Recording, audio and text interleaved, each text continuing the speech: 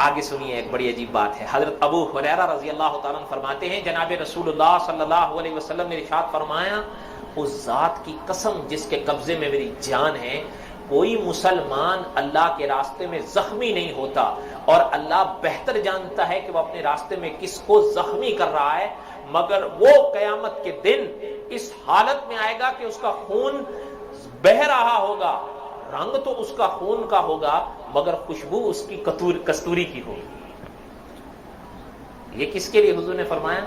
شہید کے لیے، کہ اس کا وہ خون، رنگ اس کا خون کا ہوگا لیکن اس کی خوشبو کستوری کی ہوگی. کستوری جانتے ہیں آپ؟ کبھی کستوری کی تعریف پڑھیے گا.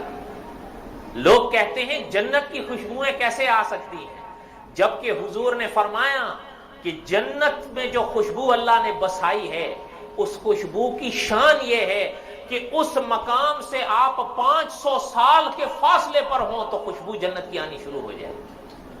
اور حضرت انس کی شان ہے کہ انہوں نے جنت کی خوشبو مدینے میں سونگھی تھی. یہ واقعہ کبھی زندگی رہی تو صحابہ کی یادوں میں آئے گا انشاءاللہ.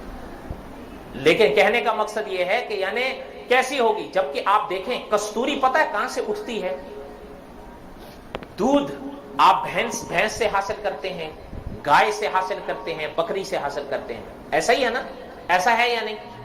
اچھا، ریشم اب ریشم کے کیڑے سے حاصل کرتے ہیں، شہد کی مکھی سے حاصل کرتے ہیں، کستوری ہرن کے پسینے سے بنتی ہے. اور علماء نے فرمایا ہے، بڑی عجیب بات ہے کہ اگر اس کے آگے آپ سونا بھی رکھ دو وہ کھا جائے، اس سے جو پسینہ اس کے وجود سے نکلے گا اس سے کستوری کی خوشبو نہیں آئے گی.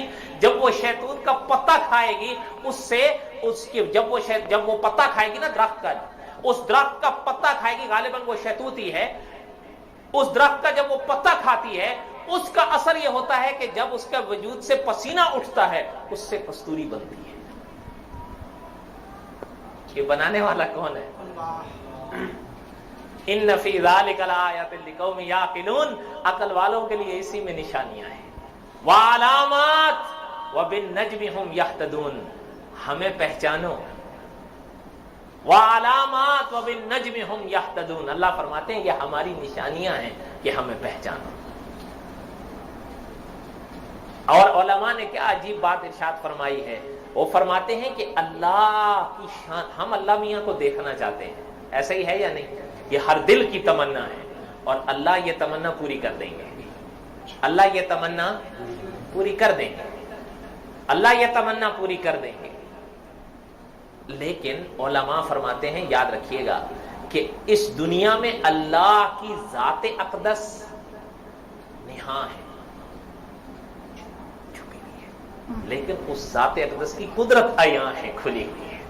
اور اللہ نے کلام پاک میں فرما دیا ہے سورہ نحل میں کہ وَعَلَامَاتٍ وَبِالنَّجْمِ هُمْ يَهْتَدُونَ، یہی ہماری نشانیاں ہیں کہ ہمیں سمجھو.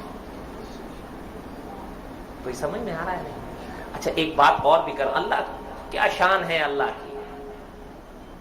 اسی لیے انبیاء کا مسلک یہ ہے، معبود اس کو کہتے ہیں، اپنے ہاتھوں سے جو گھڑے جائیں وہ کبھی معبود نہیں ہوتے. معبود کس کو؟ آپ دیکھیے اللہ میاں کی شان نرالی ہے. آپ نے ایک لفظ سنا اور پڑھا ہوگا، غائب. غائب پڑھا ہے نا؟ اچھا ایک لفظ ہے غائب اور ایک لفظ ہے غیب.